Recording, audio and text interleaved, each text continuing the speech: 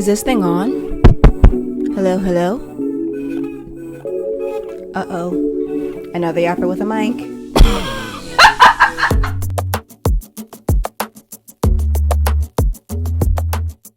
Hello, everyone, and welcome back to the Napkin In Between podcast. I am your host, Dejanay Jones, and before we start this episode, I need you to do something with me, okay? Ready?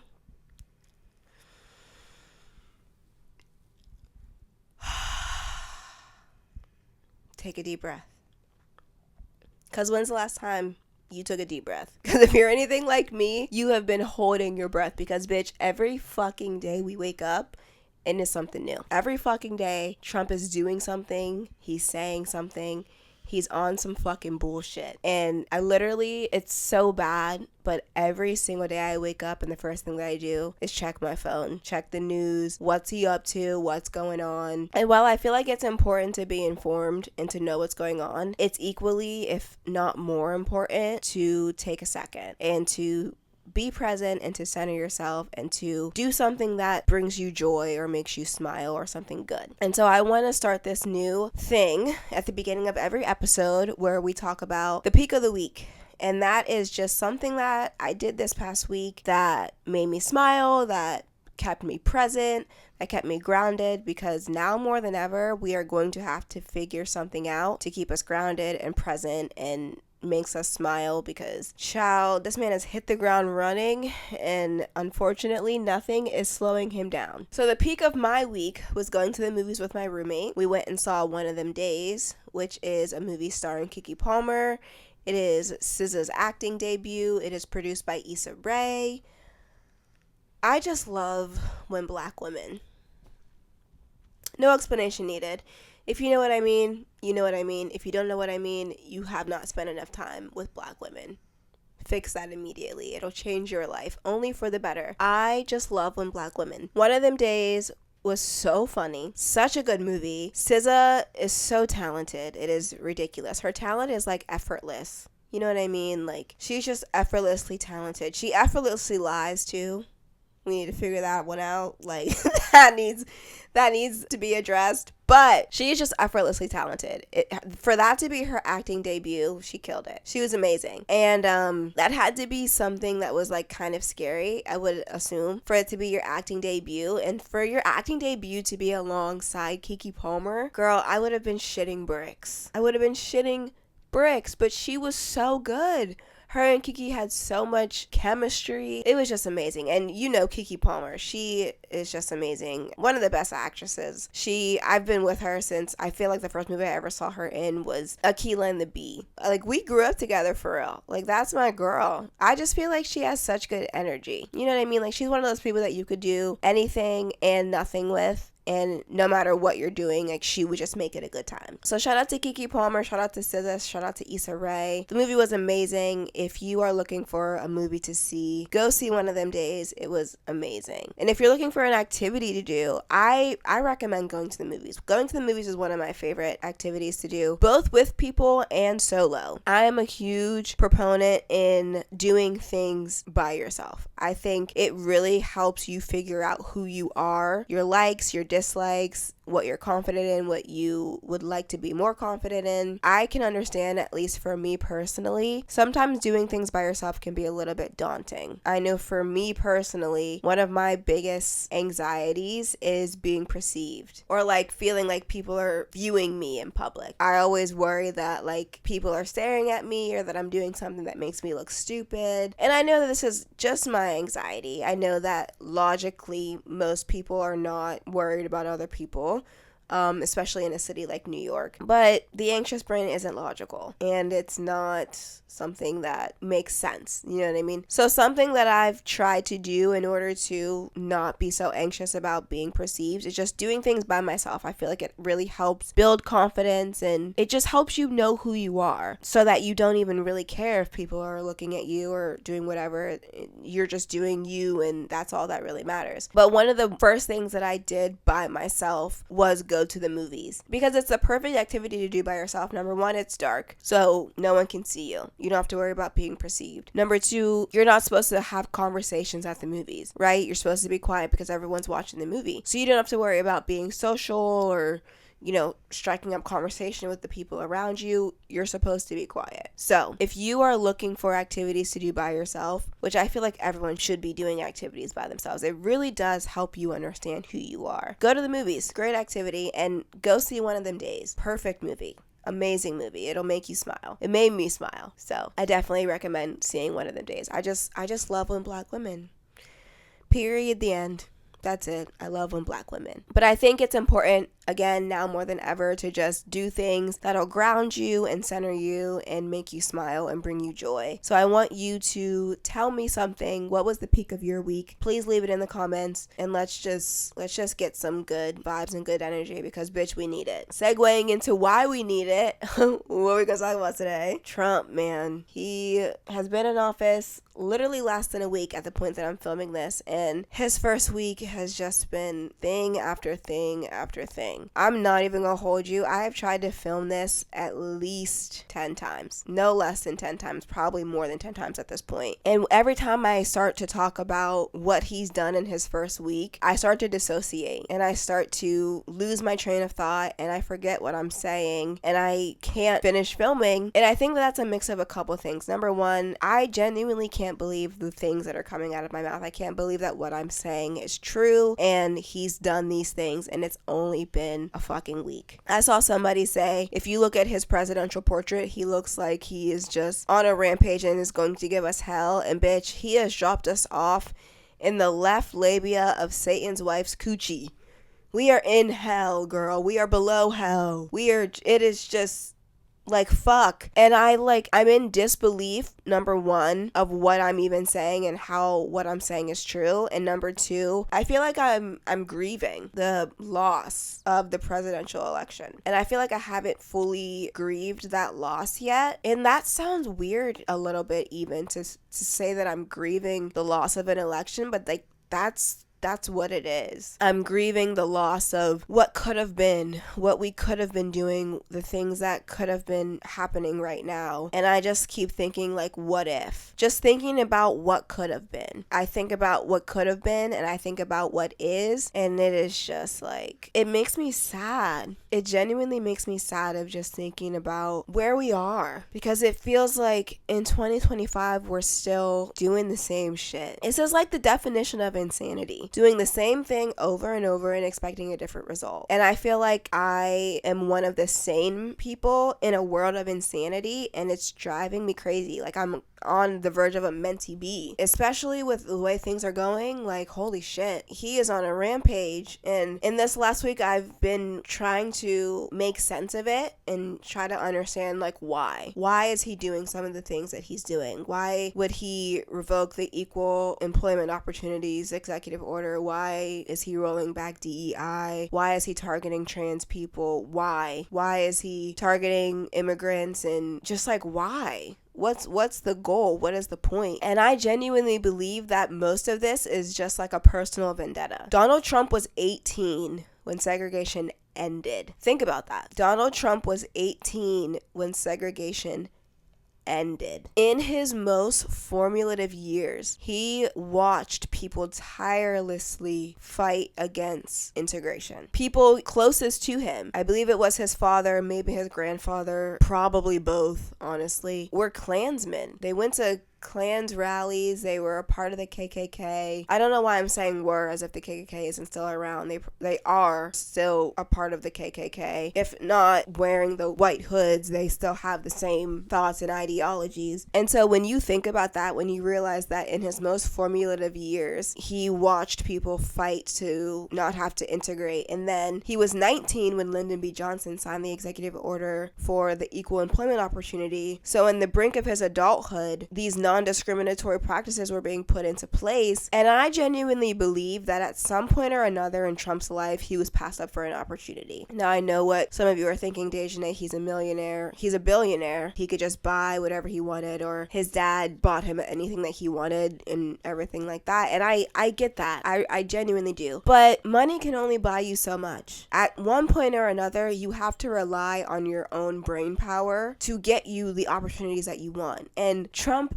has no brain power. His last 2 brain cells are fighting for 10th place, okay? I am sure at one point or another, and I'm sure these were few and far between, but that doesn't matter. At one point or another, he was passed up for an opportunity, and he blames integration, and he blames non-discriminatory practices. And even if let's just say he wasn't passed up for an opportunity because he was able to buy his way into every opportunity, he faced several lawsuits, several legal issues from being discriminatory. He faced a lawsuit with his housing developments and not wanting to rent to black people. He took out a full-page ad calling for the death of 5 innocent children. Like, at one point or another, I know that he blamed integration for some sort of problem that he was having. And so I genuinely feel like integration and non-discriminatory practices were his villain origin story. He is like a top super scary super villain, and he is on a rampage and needs to be vindicated, and he is going to do anything and everything that he can in order to vindicate himself, i.e. bring segregation back as much as he possibly can. It just blows my mind how much hate one person can have. Like, I'm a D1 hater, but I hate in peace. Like, if I don't like somebody, I don't look for them, I don't engage with them, I don't worry about them. Case in point, I made a video a couple weeks ago and somebody commented and was like, oh, you should talk about J.Lo and her failed movie. Girl, I didn't even know she had a movie coming out. What movie? I don't know what that lady has going on. If you notice any of my digs at her, they're mostly about her singing or her running up and down the block or things from her past, because present day, I don't know shit about that lady. Like, I don't know what she has going on because I don't like her. I'm not checking for her.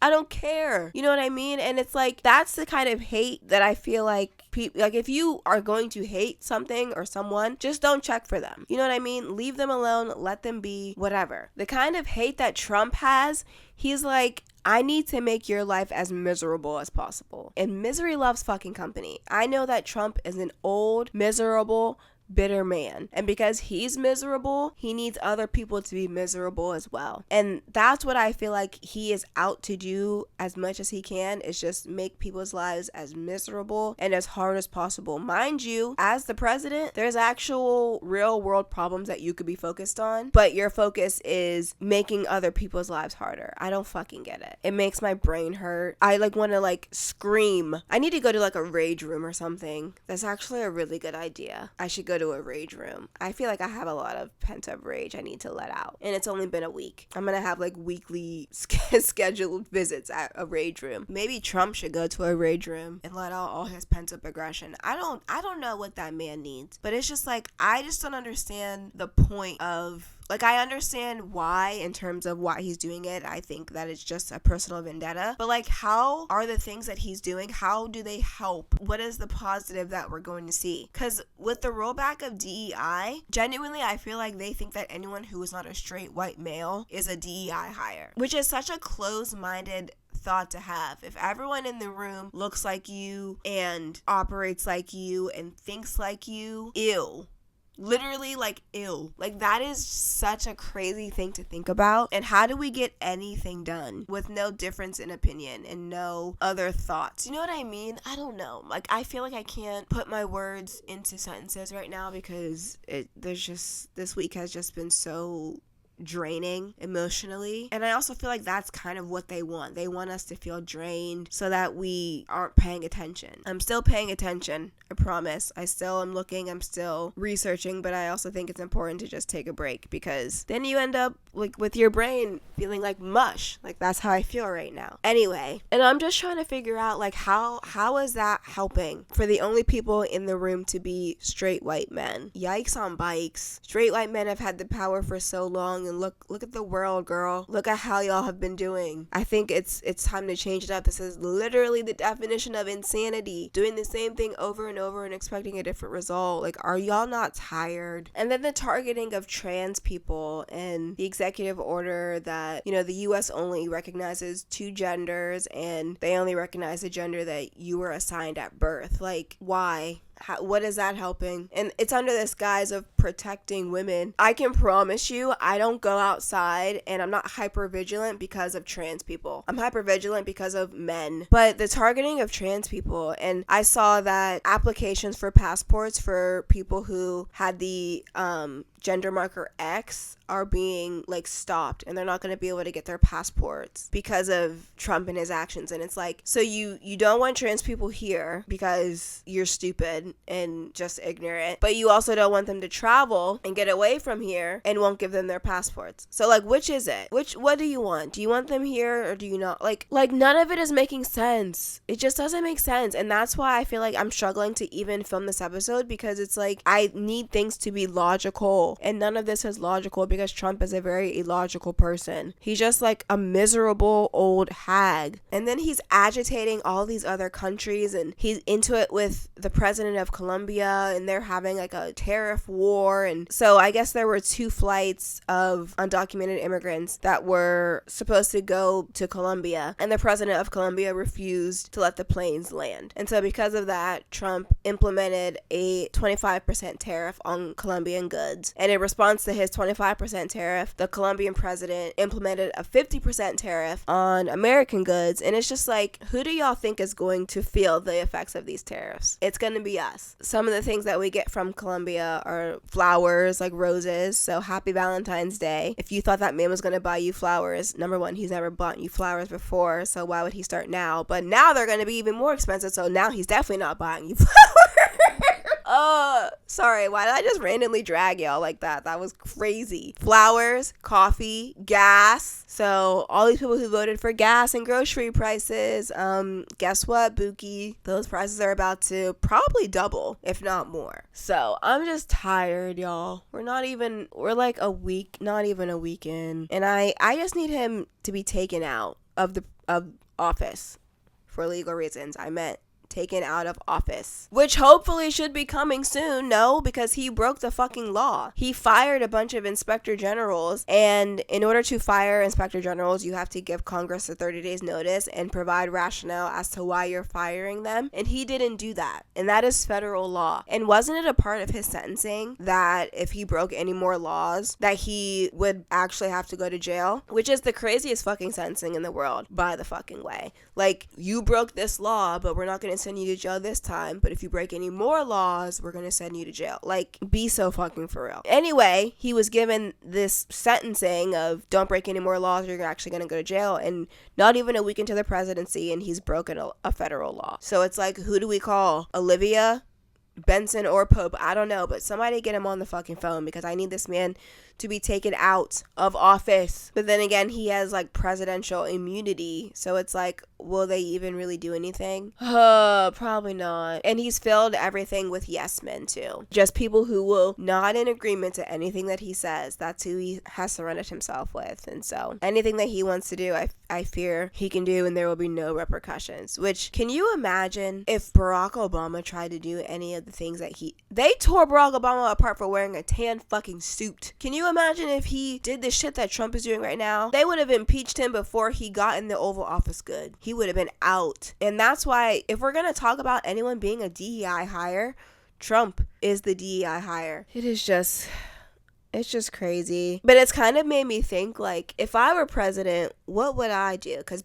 clearly you can do whatever the fuck you want when you're president. You can sign any executive order into practice, and no one will do anything about it. So men starting their lives in jail and proving themselves out, that would be the first thing that I signed into law. I would start a new department. It would be called G.U.R.L, G.U.R.L, guys under restrictive laws. And we would definitely be restricting a whole bunch of shit that men are doing, because they clearly have too much freedom. That's why we're in the predicaments that we're in now. Men have had the rule and the power for forever, and look at the state of the fucking world. So I feel like they need to be restricted more. So how it would work is we would have G.U.R.L, and we would round up all the men, and they would go to jail. Now, not the jail that we know today, because again, our prison system needs abolished and rebuilt. It would be the jail as I view jail, as you did something wrong, or you are more likely to do something wrong, so we're going to put you in jail, reform you, and then when you're put back into the world, you're a good citizen or an upstanding citizen.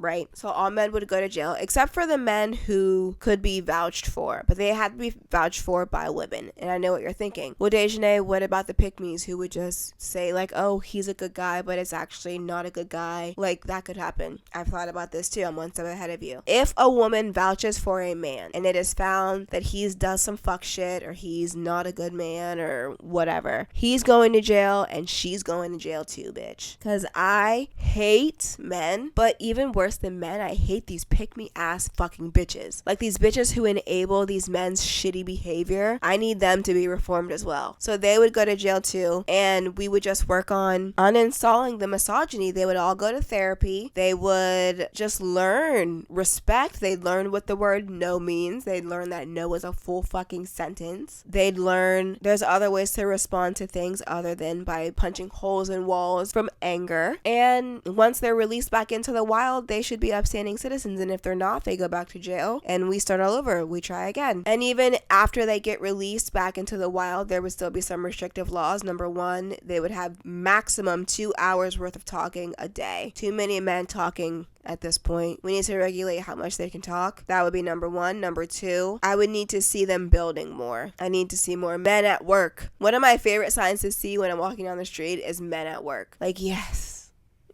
They're working, they're not talking, they're not bothering people, they're working. That's what I need. I need more men at work building shit. I don't even know what needs built, but whatever needs built, go build it. Pick up a fucking hammer. Go make yourself useful. You know what I mean? And they would have restricted time outside or with one another. I feel like that's when all the bad shit happens. When men start getting together and they start talking to one another. It's like, that's where we get like the locker room talk or the boys will be boys. We've had enough of boys being boys. We don't need them congregating and speaking to one another. So that would be limited time. I'm envisioning something kind of like, this sounds terrible. This sounds terrible, but I'm envisioning like dog parks where we could put them in a little confined area for a little bit. They could play for a little and then they go back in the house. They need very limited time amongst each other. So something not dog parks, but something like dog parks where they can just go and play for a little bit and then go back in the house. What else should we regulate when it comes to men? They're talking. I think that's the biggest thing. It's just them talking and being in society. Like, ugh. They make things so much harder. If I were president, the main goal of my presidency would just be making women's lives easier. Because the world that we live in now, it's all focused on men and making their lives easier. When, again, we see where that's gotten us. So let's try the other way. Let's make women's lives easier and see where we go. So in order to make women's lives a little bit easier, during your period, paid leave the entire time. You can stay in bed. You can do whatever you got to do to make yourself feel better during your period. That's you time. All you have to do is write a little, hey, it's that time of the month and you're excused. Do whatever you need, rest, spend time in bed, rewatch your favorite show, whatever you need, girl. That's your time. Another thing, 4 times a month, a woman at her discretion can punch a man in the face. It could be a man that you know. It could be a random man walking down the street. Fully legal, you could punch him in the face. Matter of fact, not only is it legal, but after you punch him in the face, the man has to say thank you. And we could all walk around with little punch cards.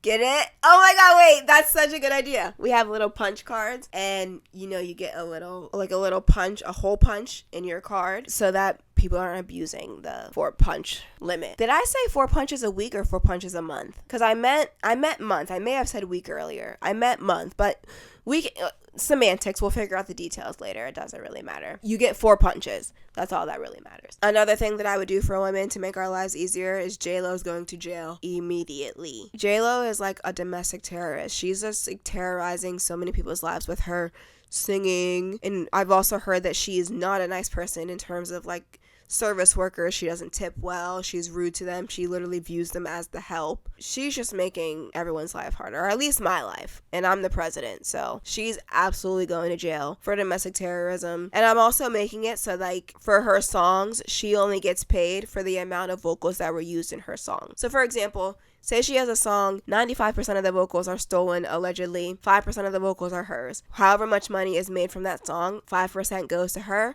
95% goes to the people that she stole vocals from. I feel like that's fair You're being paid for the work that you did. Makes sense to me. I think my entire presidency would literally just be centering women. And that would be my campaign slogan. Centering women. Period. The end. That's it. That's what we would do for 4 years. And I feel like we would be in a better place after 4 years. I feel like the economy would be booming. I feel like women would be happier, which is all that I care about. And I feel like men would be unhappy, which would make me happy. So that is all that I care about. I feel like I'm going crazy, y'all. Please make sure you're taking care of yourself and doing things that relax your mind. We need to stay informed now more than ever, but just make sure you're taking breaks too. I need to practice what I preach. I have not really taken a break, and it's kind of showing in the filming of this episode. I literally have been struggling all day to film this episode. I can't keep my thoughts together. I'm a little all over the place, and it's because I haven't really been present. I've just been worried about what's going on in the world, which again is important, but it's also important to ground yourself and be a little unserious, which is what I just was for a little bit. Like, obviously, if I was president, I wouldn't enact any of those orders. That was a joke. Or was it? Was it a joke? Maybe you should elect me as president, and then we'll see. I'd be a terrible president. Because the second somebody goes low, I'm going to hell. I'd be like, let's do this thing. And they'd be like, no, we're not doing that. And I'd be like, oh, is this you? And I'd pull up their mugshot just because they disagreed with me. Yeah, it wouldn't go over well. Oh, another thing that I would do if I was president, reparations for black people. Monetary and land reparations for black people. We should have been got that. I hate it here, bro. Anyway, I feel like I'm just rambling now, so I'm done talking. Thank you for tuning into this episode. Please remember, again, take care of yourself and take time for yourself. Relax your mind and do something that will bring you joy. We need joy more than ever right now because shit is crazy. But thank you guys for tuning in. I'm wearing my merch right now. If you bought my merch, you would be happy. That's something that could bring you joy. So you can buy my merch that is available right now at shop.dejanaebrielle.com. I hope everyone is having a good day except for that orange drink lady. And I will see you guys in the next episode. Peace and love. Talk to you later. The Napkin in Between, hosted by Dejanae Jones, produced by Dejanae Jones, post-production by Dejanae Jones, music by Sam Champagne, and graphics by Isma Vidal. Don't forget to like and subscribe. See you next episode.